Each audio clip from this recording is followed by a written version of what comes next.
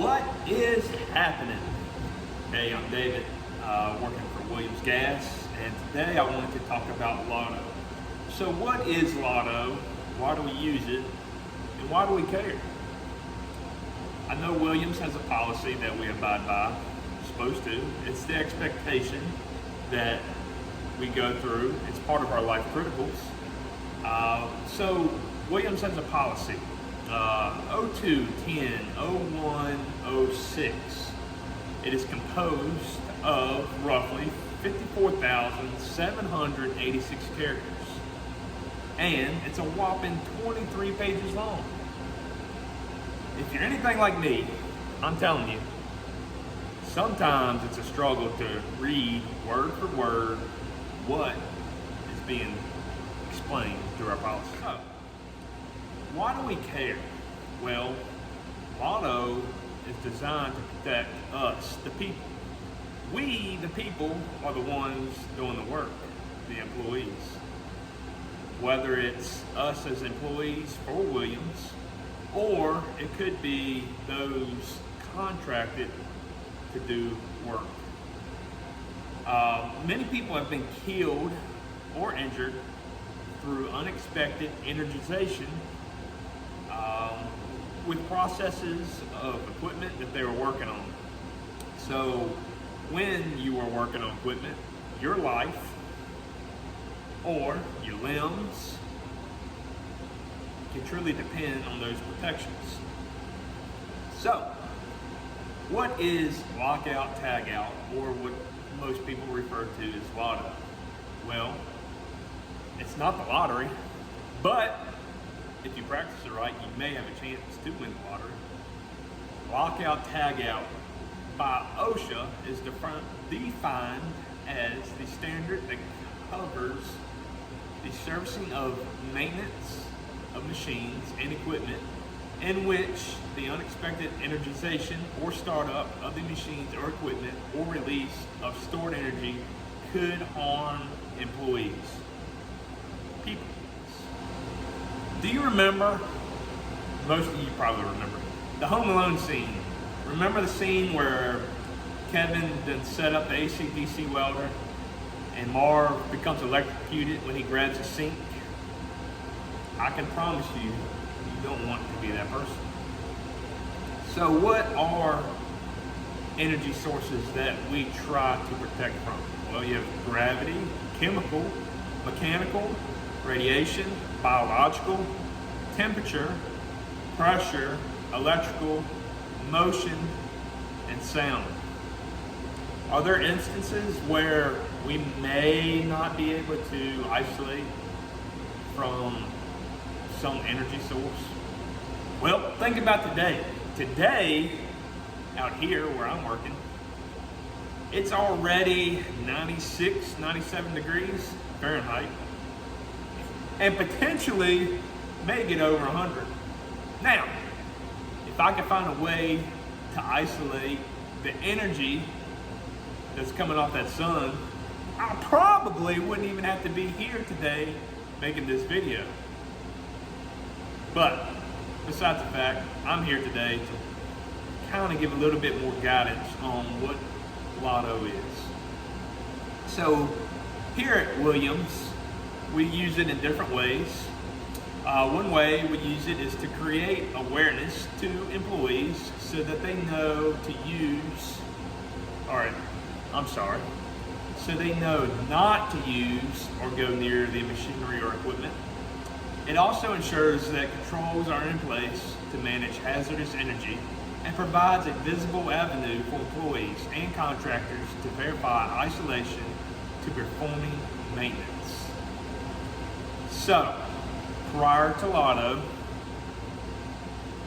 we have to know who can perform LOTO. Who is the PAE? Well, in this instance, PAE does not stand for Pacific Architects and Engineers. It actually stands for Primary Authorized Employees. So, the PAE, what is their scope? They're used to, the PAE will go in and review work plans, SSNPs, SSOPs. They also typically will use the form FO2-107, and in section A, they use the checklist that identifies all energy sources and finds a way to mitigate all potentials. So the process would be ensure that LOTO locks are unique, one lock, one person, one key. So for instance, I have here a lock designated for the equipment in here in the PDC building. Now, all of these locks are like kind, coming from the LOTO box here, and it has one key. After everything has been LOTO'd, then I will use my personal lock. So it has my name, it's got a serial number, and I have one key. This will be applied to the LOTO box where everything is stationed to ensure that we are in the best, safest operation possible so that we can move forward. So, what do we not use our LOTO locks for? Well, we don't use our personal locks to put on toolboxes or to put in a condition that may be out of service. They're designed specifically for LOTO, for energy isolation. So remember, one person, one lock, one key. No exceptions. And then when it comes time to verification of LOTO, what is the best simple process that we can use? Well, there's a saying, to verify, just try. So what I mean by that is try to turn on the switch, try to operate the valve, try to move something. It's better to be surprised when you try than to be surprised later. All right, so we've gone through LOTO. Everything's locked out. Now we may be in a spot where we have to do a temporary release. So what is a temporary release? Well, it's used as a means to temporarily remove a lock for testing and positioning. It needs to be authorized by the PAE and to remove all locks, meaning employees and or contractors and everyone has to sign off for the temporary release. Then the testing of that equipment or device can be performed, and then on the back end of that, everybody will then put all their locks back on. Alternate removal. So what is alternate removal? So just say that we have all the work's been done, and for instance, we have a contractor that had to leave for an emergency, but was on the job initially. Well, what can happen in a lot of times is we will notify the supervisor, and then all means necessary has to be used to contact that person to be able to remove their LOTO, making sure that they're clear and understand what work is being done and that they're comfortable with anything else that needs to be put back into service before their locker is removed. I guess I said that backwards. You really can't put it back into service until their locker is removed, but you want to get verification that they're okay with that happening. That makes a little more sense. I'm all over the place, but it's a lot to cover. So after that's been done, then we can use what means possible to alternately remove their lock. Most of the time you'll have the PAE that kind of honors their lock as well, and as long as everybody is comfortable and has made the rounds, then that removal can take place. All right, and then on the back side, on the return to service. So we verify that all work has been completed and inspect the work area to determine that all equipment is in a safe operating order and that all authorized personnel have confirmed safe operations. Then we verify that all locks and tags are properly removed, and then we establish good communication for return to service of equipment. One other thing to consider is sometimes that we'll get into a situation where long-term isolation may need to be used. So this is used when isolations no longer have active work being performed against them. If equipment is to be isolated for more than 30 days without active work, then the PAE needs to make sure it is placed in long-term isolation. All right, learning opportunities and discussion topics. So, what are areas that we can improve on using LOTO? Well, I can say personally, I have run into areas where I've seen valves that are not lockable valves that could be used to be switched out to a lockable valve. And so the process would be you would have to create an MOC, identify the valves that need to be changed out or exchanged, make sure the MOC is in place, and then install a lockable valve. Other areas that we may be able to improve is taking the time to add isolation steps in the work permit, even when captured in a work plan or SSMP.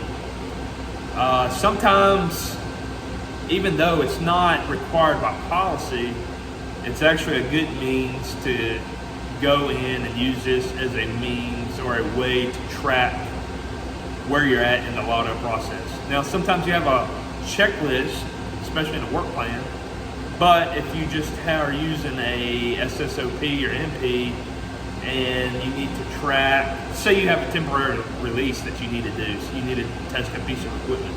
Well, how do you track that temporary release is taking effect? Well, one means to do that would be if you had it in the Section A of the FO2 107 form, then you would be able to go in, track your temporary release, and then return it back to service. Touched earlier on what could be an example of having to work around potential energy that simply cannot be isolated. So one thing I think about out here, at least in our line of work, would be what about when we're performing cutouts and you get into a spot where you're making a mechanical cold cut and you just have a really good feeling that pipe's in a bind. Well, you know that there's potential energy there, right? It's stored energy, something's in a bind. At some point, something's gonna break loose. So what do we do there? It's just something to think about. There's always an option, and that's, in that circumstance, even though it takes a little bit longer, maybe we just need to take more dirt back, dig it back more to kind of relieve some of that stress. But do we just continue to go through and push on? I see it happen a lot. Is it the right way to do it? Probably not. But it just makes sense that not everything can be isolated. Just like the sunshine today. It's blazing hot. We just got to learn to work with it. But I want to leave with this in closing comments. Remember that each day we want to be able to go home to the ones we love most. One way we can do that is to ensure that we are performing each task with the utmost safest mindset. It's important that we come in and we look after each other. It's important that we take all means necessary to take our job seriously, and that we're looking at every possible situation to know that we're working in the safest state. In closing, I'll leave with this. Luck runs out, but safety is good for life. Think about that.